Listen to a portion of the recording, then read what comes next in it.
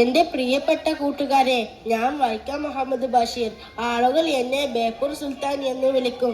ഞാൻ എഴുതിയ കഥയിലെ മനുഷ്യരും മൃഗങ്ങളും ഒക്കെ ഇപ്പോഴും എവിടെയോ ജീവിച്ചിരിക്കുന്നുണ്ട്. ദാ നോക്കൂ, എന്റെ ഓർമ്മകളുടെ ഗ്രാമത്തിലേക്ക് ആരൊക്കെയാണ് വരുന്നത് എന്ന്. താമരപ്പൂങ്കാവനത്തിൽ താമസിക്കുന്നോളെ, പഞ്ചവർണ്ണ പൈങ്കിളിയിൽ പങ്കുറങ്കുള്ളോളെ, പങ്കുറങ്കുള്ളോളെ. മജീദേ, നമ്മൾ ഒരുപാട് ദൂരം നടന്നു അല്ലേ? നമ്മുടെ ആ പഴയ മാകൊമ്പും സ്കൂൾ തിണ്ണയും ഒക്കെ എവിടെ പോയി? കാലം ഒരുപാട് മാറി, പക്ഷേ നിന്റെ ഈ കണ്ണുകളിലെ പണ്ടത്തെ കുറുമ്പുകൾ ഇപ്പോഴും മാറിയിട്ടില്ല. എൻ്റെ കയ്യിൽ നിനക്ക് തരാൻ ഇപ്പോൾ ഒന്നുമില്ല, ഈ ഓർമ്മകളല്ലാതെ. മജീദേ സുഹറ, ഇന്നിഷ്ടപ്പെടേണ്ട.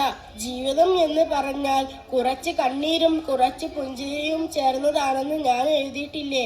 നിങ്ങൾ അവിടെ മാവിൻ ചുവട്ടിലേക്ക് മാറി നിൽക്കൂ.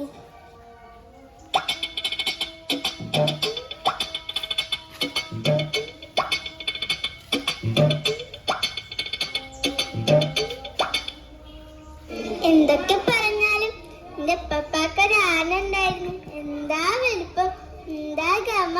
എന്റെ പപ്പാക്കൊരു ആന ഉണ്ടായിരുന്നു.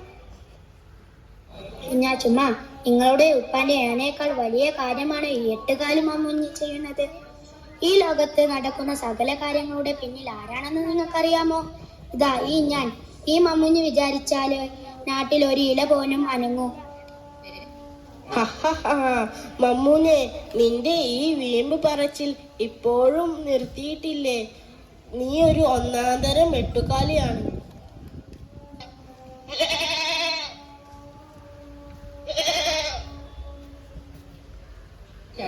എടാ മമ്മൂഞ്ഞ്, ഈ അവിടെ വീമ്പ് പറഞ്ഞിരിക്കുകയാണ്. എന്റെ ആടിനെ കണ്ടാടവിടെ എങ്ങാനും. അതാ ബഷീറിന്റെ ചാമ്പയ്ക്കും തിന്ന് എന്റെ കഞ്ഞും കുടിച്ച് എങ്ങോട്ടോ പോയിക്കണ്.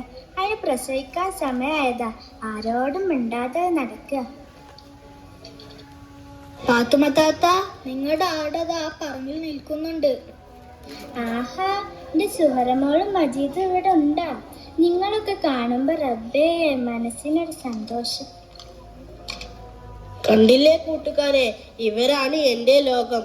ദാരിദ്ര്യത്തിലും കഷ്ടപ്പാടിലും ജീവിക്കുമ്പോഴും മറ്റുള്ളവരെ സ്നേഹിക്കാൻ മറക്കാത്ത പാവ മനുഷ്യർ. പ്രപഞ്ചത്തിന്റെ നാഥനായ ആ ദൈവത്തിന്റെ സൃഷ്ടികളായ മനുഷ്യരും മൃഗങ്ങളും പക്ഷികളും ഉറുമ്പുകൾ പോലും ഈ ഭൂമിയുടെ അവകാശികളാണ്.